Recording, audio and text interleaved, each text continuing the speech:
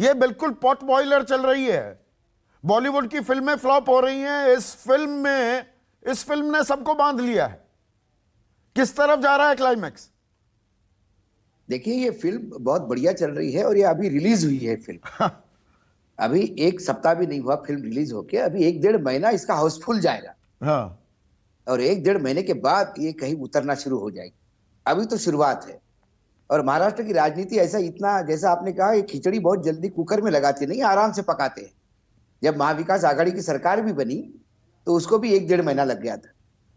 तो ये इतना इजी भी नहीं है। कई पेच है, कानूनी पेच है इसमें, बहुत बारीक बारीक गलियां हैं, उस गलियों को भी ध्यान रखना है।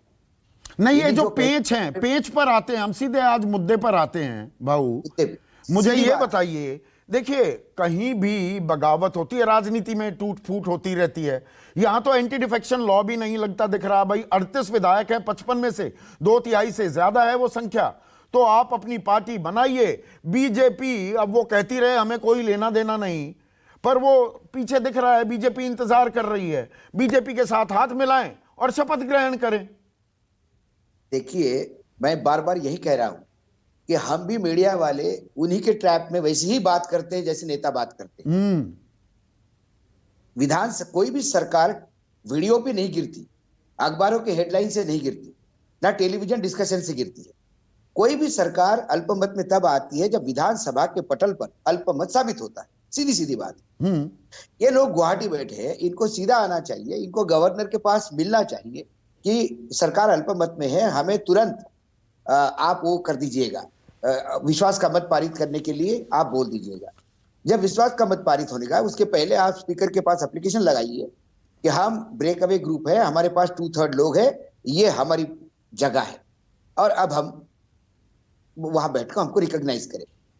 ये जब तक मुंबई आएंगे नहीं, विधानसभा पे पटल पे जाएगी नहीं, तब तक ये फिल्म ऐसी चलती रहेगी। नहीं, विधानसभा के पटल पर भी जाने की क्यों जरूरत है बाबू? अगर हम मध्य प्रदेश का जिक्र करें, मध्य प्रदेश में ज्योतिरादित्य सिंधिया 21 विधायकों को ले आए, उन्होंने अपनी सदस्यता गंवानी, कबूल की कि दोबारा हो जाएंगे उपचुनाव। सरकार बहुमत में आ गई शिवराज सिंह चौहान की, बीजेपी ने सरकार बना ली। ये काम यहां कर लें। भाई साहब सुनो तो सही। हाँ। मध्य प्रदेश में जो स्थिति थी वो और कर्नाटक की स्थिति लागू नहीं होती महाराष्ट्र में। उसका कारण है मध्य प्रदेश में सत्ता और विपक्ष के बीच में कुछ 10-12 ही मतों का अंतर था। कर्नाटक में भी उतना था, यहां पे भी उतना था। तो सिंधिया जी ने 22 लोगों का इस्तीफा जैसे ही करवाया, हाउस की स्ट्रेंथ नीचे आ गई, बीजेपी ऑटोमेटिक सत्ता में आ गई और सरकार माइनॉरिटी में जाके इस्तीफा दे गई। मध्य प्रदेश, महाराष्ट्र में जो जनमत, जो मतलब अभी एनडीए के पास यदि 117 वो बात करते हैं, तो 117 या 117 बोला तो आपको 224-225 का हाउस चाहिए। बिल्कुल सही कह रहे हैं। 60 लोगों के इस्तीफे चाहिए, 60 लोगों की। ये 60 लोग इकट्ठा हो रहे क्या इस्तीफा देने के लिए? यदि ये 60 लोग इस्तीफा दे तो ऑटोमेटिक, और वो भी 60 लोग कौन चाहिए? मतलब 288 की संख्या है विधानसभा की, अभी 287 है, उसमें से 38 भी घटा दें कि भाई वो अपनी सदस्यता खत्म करवाने के लिए भी तैयार हो जाएं, तो 249, तो मतलब बहुमत का आंकड़ा 125 बनता है। अगर हम 249 पे आते हैं तो 125 नहीं हो पा रहे हैं, वहां पेच अटका हुआ है। 5 पेज यहाँ अटका हुआ है। इसलिए आप ऑपरेशन लोटस जो है वो यहाँ का डिफरेंट है, यहाँ का राजस्थान जैसा है। आपके पास आंकड़ा वो चाहिए 2/3 जो नहीं हो पा रहा है। 2/3 जो इनके पास है, इन्हें अविश्वास है कि ये सदन पे जाने के बाद इसमें से कुछ छटक गए, 4-5 तो इसलिए ये पोजिशनिंग हो रही है। महाराष्ट्र में ऐसा हुआ है, 1992 में ऐसा ही ब्रेक अवे ग्रुप गया था और जब विधानसभा के पटल पे आया, उसमें से कुछ विधायक भाग के स्पीकर के कमरे में गए, बोले साहब बचाओ बचाओ हमको तो नहीं जाना था, जबरदस्ती ले गए। ऐसे कई चीजों से अंदेशा है। दूसरी बात, जब इन्होंने कहा कि हम लीडर ऑफ अपोजिशन, जो लीडर ऑफ द हाउस, मैं आज भी हूं शिवसेना का नेता क्योंकि मेरे पास विधायक है। जब ये पत्र गया तो स्पीकर ने कहा कि ये जो सिग्नेचर है ये मुझे ठीक नहीं लग रही है। इसी के बीच शिवसेना ने नया नेता अपॉइंट किया, क्योंकि शिवसेना अभी भी, महाविकास आघाड़ी अभी भी मेजोरिटी में है टेक्निकली। आप उनको माइनॉरिटी सरकार नहीं कह सकते जब तक सदन के पटल पे नहीं जाते। अब पेच फंसा है जो आप अविश्वास का, जो आपने कहा कि विश्वास नहीं है, अविश्वास का भी पेच फंसा है। आज मेरी काफी लोगों से बात हुई जो नहीं, इसमें भी खेल है थोड़ा, ये दर्शकों को समझाना जरूरी है बाबू कि स्पीकर तो है नहीं, डेप्यूटी स्पीकर पर अविश्वास प्रस्ताव लाने की बात कर रहा है शिंदे गुट। नहीं, तो उसमें ये लोचा है कि जहां स्पीकर नहीं है, मतलब स्पीकर ही नहीं है, स्पीकर छुट्टी पे गए तो बात अलग है। यदि स्पीकर ही नहीं है तो फिर डेप्यूटी स्पीकर को स्पीकर के सारे अधिकार होते हैं। गुजरात में जब वाघेला ने ब्रेक अवे किया था बीजेपी से, तब वहां स्पीकर की डेथ हो गई थी और डेप्यूटी स्पीकर ने ही विश्वास का मत दिया था, जो वाघेला फिर सत्ता में आए थे। यहाँ पे डिप्टी स्पीकर, क्योंकि स्पीकर का इस्तीफा हो गया है, डिप्टी स्पीकर है, अब ये कहते हैं कि हमने डिप्टी स्पीकर के खिलाफ अविश्वास दिया। अब अविश्वास का पत्र, ये अविश्वास का पत्र अविश्वास प्रस्ताव नहीं होता, ये इंटेंशन होता है।